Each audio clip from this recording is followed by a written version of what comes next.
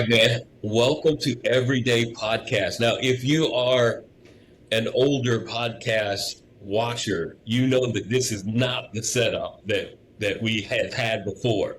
And it looks so much better. We're coming to you. I can see me so much clearer. It's just nice. So over the past couple of weeks, we talked about how this aspect of the ministry would kind of look, not, no knock to what you guys are doing. Y'all are trying to get content out for the lifers. Well, this was something that my wife, Jackie, and I had a lot of podcasting experience. We had a podcast, I guess it's still online, and we still have done some things here and there called Married with Horses that we have 140 episodes or something like that. And there's a bunch there. So I had a little bit of experience with this. I'm like, all right, let's dial this thing in, get some different equipment, try to make it sound good.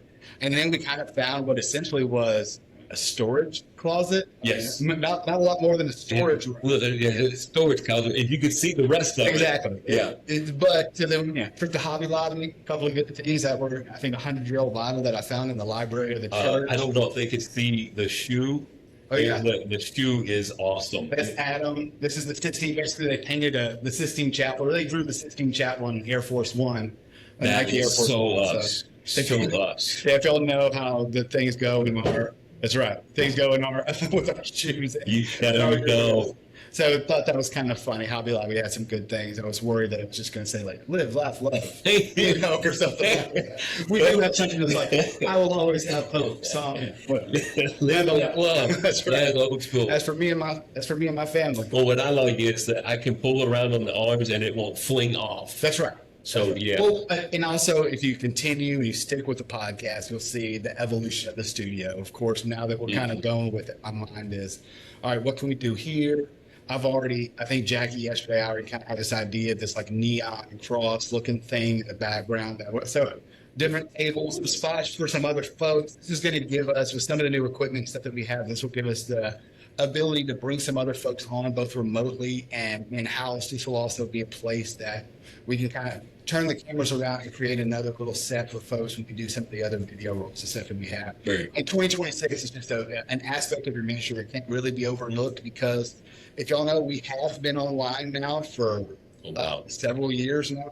We stream every Sunday morning, both experiences on Sunday morning. You've done a lot of other masterclass stuff that's online. You can find a lot of content there, but as time progresses, we want to make sure that we develop this content. Right? It's funny. I had talked to several people yesterday that we're filming this on Monday. So I talked to several people on Sunday that viewed our stuff on YouTube first and then came in to kind of see it. So we're talking about being an everyday disciple and to release content consistently so that our folks can dive in and become, because I did say Christmas Eve and been trying to say it every sermon since, give us a year. Well, how important is it to kind of saturate in the give us a year mindset here? It's not just give us a year on Sunday. It's kind of the everyday thing. Quickly, last time we talked about how important it is to get into the Word 4 times a week. That's like where the magic numbers that the study showed. The difference between 3 times a week and 4 and more a week is exponentially.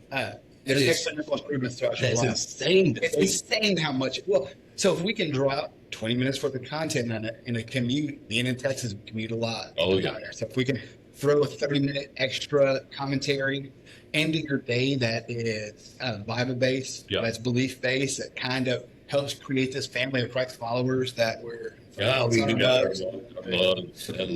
try to promote.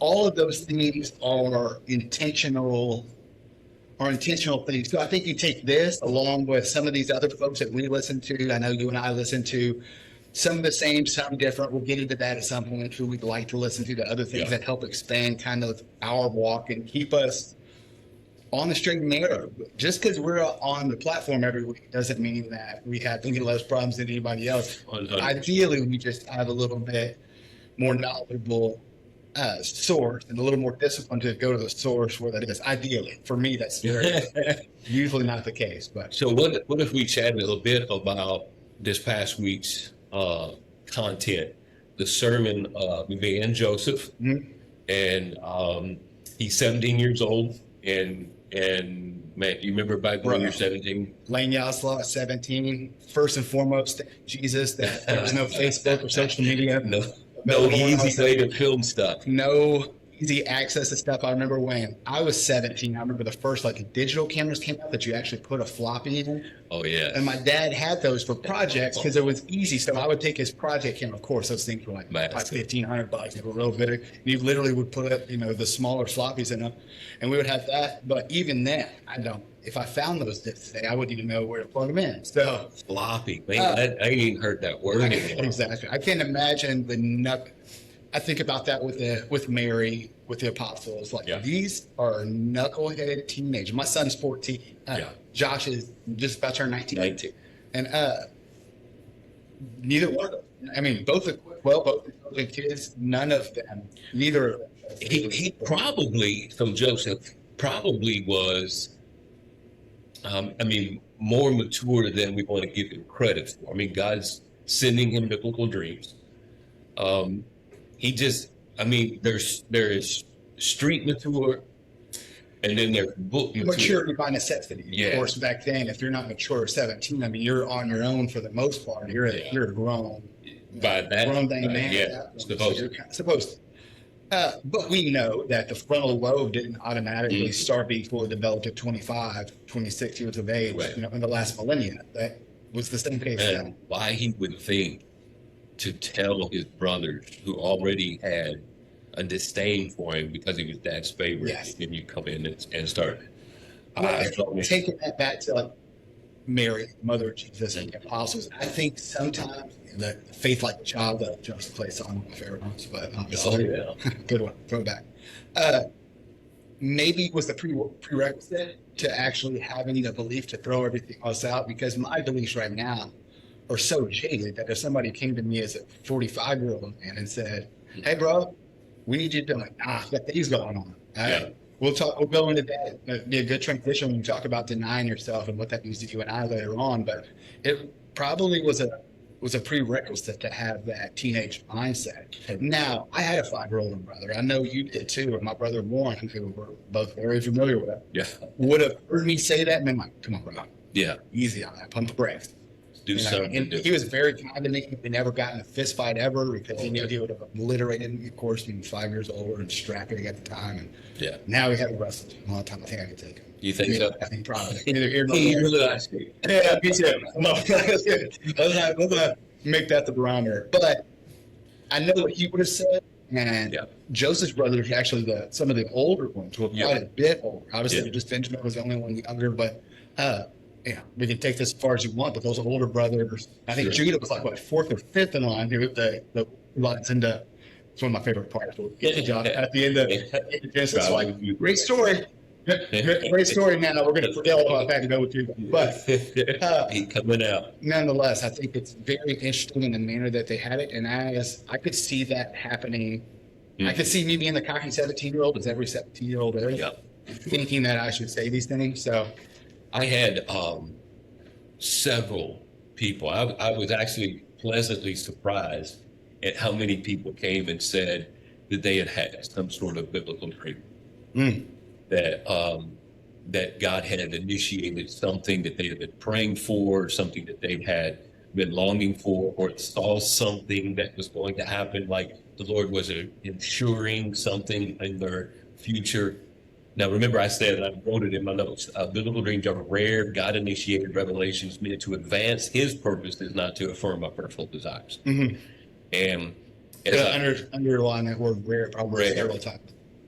And italicize it, whatever we needed to. Because I think some folks get over their skis and it happens. But I mean, we have 600 people in and out of this place from time to time. Not every week, but some. They certainly call this place home. I would imagine that over the course of those lives, have to. I personally think that has possibly happened to me before. And now I don't know if I've acted on those things. I can remember thinking that. Maybe not acting on it. But at the same time, like, not wanting to feel sort of sacrilegious about even stating that that's something, like feeling like a. And how many times have we seen like the charismatic movement go completely haywire and taking those to mean things that, like, it's not rare in their life, it's all the time, and That's clearly not. Well, those guys that still proclaim new prophets that are the Benny Hinn of the world. Sorry for your feelings, but nonetheless, things like that of the world are tend to skew that, and of course, in the everyday social media age, it's not real hard to Google these folks who believe they have that. No, it's not. And I think it just, as a matter of fact, this just happened in one of the African churches. Obviously, a lot of crazy, charismatic stuff going on. A guy, this one was maybe not some legitimate. This one less so legitimate. He just keeps moving the dates. Like, it's the end of the world, and he just kind of keeps moving the dates. Like, bro, if those dudes would just chill, exactly. I mean, nobody knows except for the Father, right? Not even the Son. And so, if they would just chill, perhaps the end would come. If no one said anything, That's right. Then it's like, okay, now we'll go. Prophesying of the end of it doesn't necessarily keeps the because he's not going. If he's not going to tell Jesus, he's certainly going to tell a human, right? So I think about one thing. I think about, and I think I maybe discussed this previously, that we don't see. Maybe we are so jaded by our communication, maybe special effects of our Marvel movies and Star Wars movies, that we don't allow miracles to be seen in us. And you talk to missionaries that are in different places in Africa, South America, Southeastern Asia, these places that are very God-forsaken, Christianity forsaken, Jesus forsaken places, that all of a sudden these are new Christians, new to the Bible, new to reading these miracles and having wholehearted belief in them. And all of a sudden things happen that don't happen other places. So let me add, a couple of weeks ago, I started talking about the Holy Spirit. And I said that the Holy Spirit, when Jesus came out of being baptized in, I think it's Matthew 3, as he's plunked out, it says that the Holy Spirit came upon him like a dove. And the dove is a sign of peace. We know this, right? Sure. But I think that what we fail to understand is how sensitive that dove is. And if the dove is empowering us, so there's an external, internal. Internally, we are sealed by the Holy Spirit. They're absolutely at the day of salvation. So that's the guarantee. So when you and I pass, that the Lord looks at us, he sees the Holy Spirit in us. There is an empowering piece that happens periodically. And it's the empowering piece that I want to just talk just a bit about. Because if it is an empowering piece, that the dove flies to us to empower us. And then I'm going to read Ephesians 4:30, which says, do not grieve the Holy Spirit. So grieving the Holy Spirit is anything that would cause the Holy Spirit to, quote, fly away. And so he's such a sensitive, now I want to be cognitive of my words. He's sensitive, and then he can jolt at just the process or the thought of sin. And so the empowering piece, perhaps the reason we don't see the miracles as much, we're not sensitive to the empowerment of the Holy Spirit because we keep grieving him. Because in verse 31 after that says, put away all bitterness, and then gives me wrath and anger and malice. So out of bitterness comes those others. It's a ginormous word that helps me understand that if I'm truly seeking the Holy Spirit's presence in my life and want to be empowered to live the 923 life, and as you said, the missionaries, they're just not, I guess they're not worldly enough to know the difference. To be jaded. Yeah. And having the Holy Spirit land on them in powerful ways that they've not seen it done crazy Benny Hinn kind of ways. They've seen it firsthand. So the miracles that they're seeing it's things that have been the empowering piece that we're currently missing in the Western world. True. Well, that makes sense. It's a good explanation of it. I think so. And so then we get pastors like me who comes along and says, hey, I want you all to live 923 lives, which is deny yourself, take up your cross, and then follow him. And so when we're on and I'm not going to let this go. I'm like a dog with a bone.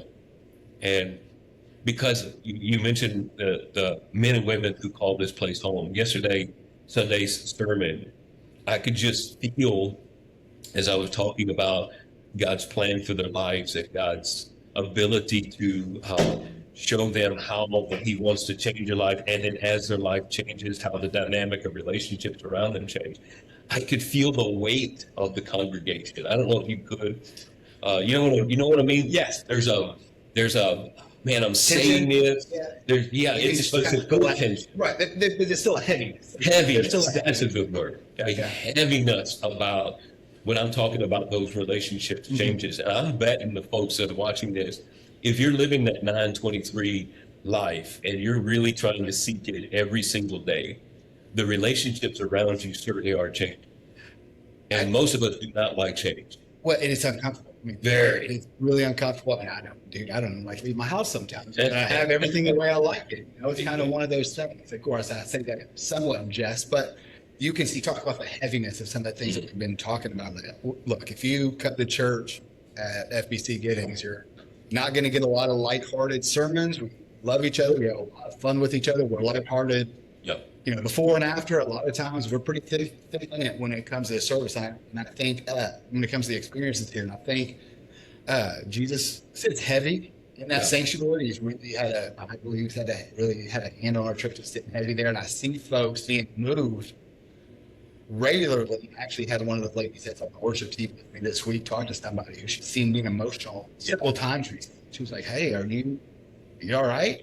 How's it going? Are things okay?" It's like, things are okay. It just seems like I'm moved because of some of the things that I'm talking about. That I feel like I'm having some real heavy topics talked about that I need to kind of be awakened to some of these things. That I'm maybe not self-aware of some of these things that are kind of being peeled away. Dozens of conversations about right. Just literally men and women before services, after services, when I'm seeing them out saying very simple things. And I think that to live the 923 way that Jesus is intending us is radical life.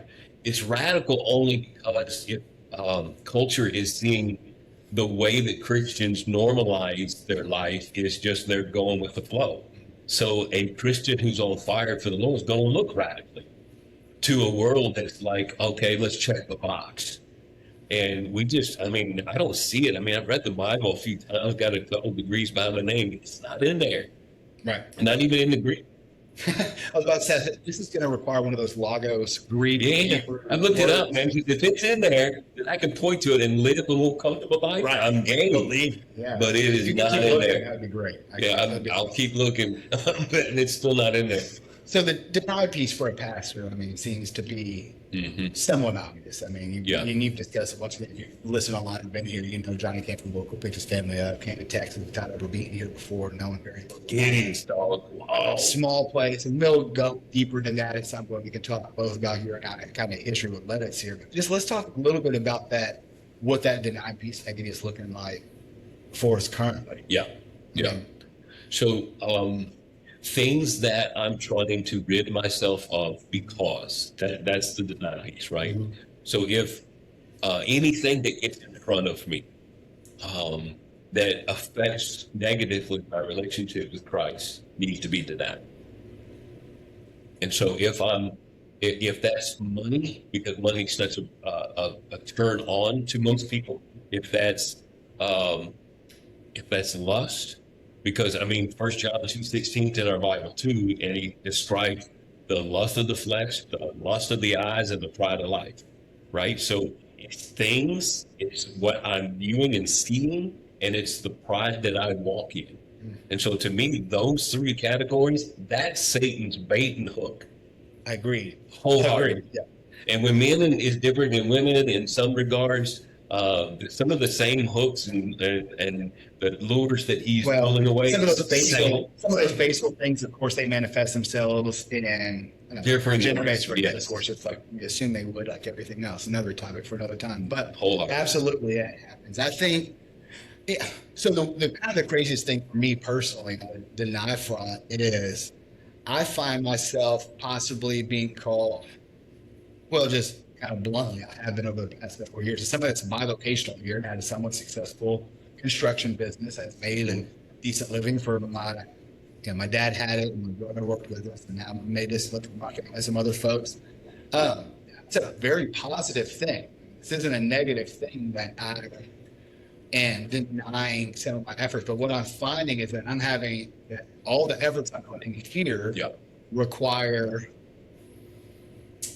a denial, a pull away, and pick up my cross of some things that are even positive at times to make sure that kingdom work happens in a manner. So remember, we didn't start with 9:23. Right. We started with 10:10.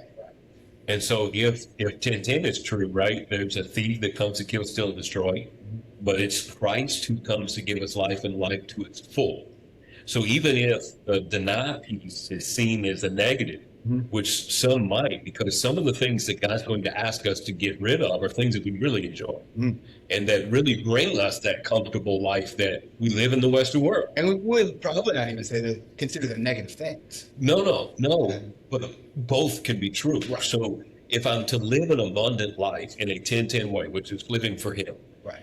there are going to be things that He may tweak, and there may be things that He surgically removes, or things that He completely cuts out. And the whole reason is still the same, is to bear fruit. We're talking about that sifting.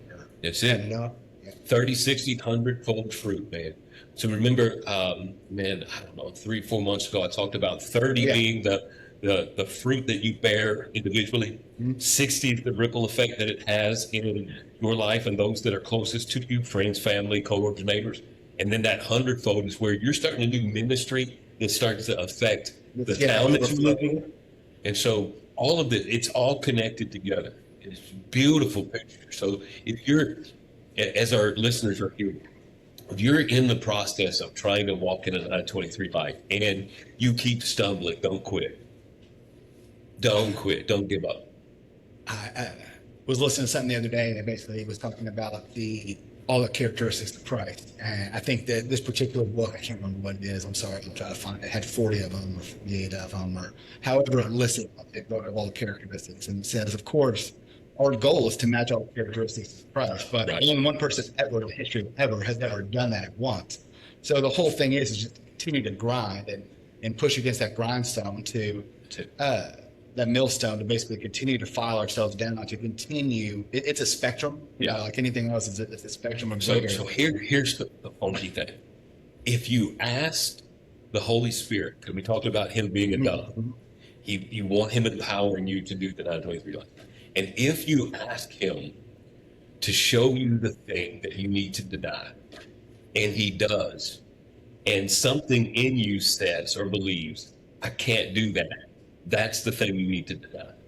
Oof. No, 100%. Because that's the thing that when He touches it, it's almost like you've heard, I've So heard my that shoulder, yeah. I've heard my shoulder lifting weights, and to the touch, It's like tender. it's tender. So whatever is tender in the life of the Christian, that's the thing that He's going to say, I need you to deny that, because that's the thing that's in front of Him. It's like, that's the key thing that you keep bumping up next to. You refuse to deny it. He's going to want that from you. I just heard an analogy about this on the way over here. Ironically, when I was flipping Instagram, God showed me it was the guy discussing on one of the podcasts. It was one of the secular podcasts, maybe Sean Ryan or something like that that I listen to, and he was referencing it, that there's a tunnel. It's the old light at the end of the tunnel. That light's God, and whatever it is that you put in front of that light, I mean, it's just one tunnel. You either can see God at the end of that tunnel, or you're looking through whatever it is that you're seeing, and you're either going to remove that. Yeah. And it's going to be the easy way, or God's going to end up removing it from you if your goal is to follow Him. So if your goal is to see that light at the end of the tunnel, in this particular analogy, that thing that's blocking you is going to have to be the thing that's moving it. This guy's analogy, it was before he was walking with literally his family. He thought he was kind of providing and this real go-getter for his family, hustling up. Yeah. And of course, then you start convincing yourself that every bit of work that you have is family related, everything that you do. You start finding, me personally, I get into the demon of busyness. It's the one that catches up with me. That just every spare second of time I have, fuck, I need to fill it with something. There's always, I go to sleep with 100 things to do. I wake up and add 5 to it and do 10, and I never get ahead. And I think no margin. No margin. And that's where I'm trying to figure out where these things. And as a dude, you're like, yeah, we go early. Gotta do everything. You can do it. Keep doing it. And there's time for It's Or that can't. all right, and dude, just that I was thinking about that. Those candles that we had for Christmas Eve. Then wait quick. Maybe we should have played 3 songs at the end of Christmas Eve, but those suckers went down and nothing. I sit there with the fire. Just no. I was like, what are you, Lord, trying to tell Those are us? single use suckers. But So, that's what so happens. just imagine this then, and I know I want to be cognitive of our listeners this time too. So I want to say this though, because I see a lot of younger Christians who are sitting in our congregation, and I would dare say probably going to be a very similar age group that listens to this. And so the deny piece, as you're walking through that, just imagine in a smaller town like this one, where there's 5,500 people, 5,200 people, and 10% are calling this place home. What if that 10% actually took the 923, the following of him? So then the denying of the self, the taking of the cross. So watch it. The denying of the self is the personal peace. The taking of the cross is the entrusted thing that God has given to you. So if I'm denying something that the comfortable aspects that keeps me from really following Jesus, that's the personal piece. Then I turn around and say, what is it that you entrusted me, that you've shaped me with, that I can then do to broaden the kingdom? So now I've got internal and I've got external, and I'm a follower of Jesus. And there's over whatever the number is. I don't care how many. Just Jesus changed the world with 12 dudes and about 8 women. There were 120 young women. And then, so if I'm thinking, if we could just get out of our own way and live in a certain way that would deny self, that would take up whatever it is that I'm supposed to do and then do it, wow. Oh, epicenter, man. Kind of that's one of the fun terms I like to use in our meetings. That I think that's kind of the epicenter of where things are moving and shaking around here, and I hope it catches wind in every little community around here. It seems like it's starting to. Yeah. I love, but that's the message that I keep hearing is we have some folks on fire that are really moving in that direction. Life groups, I love seeing you guys get together. I love seeing the camaraderie of everybody.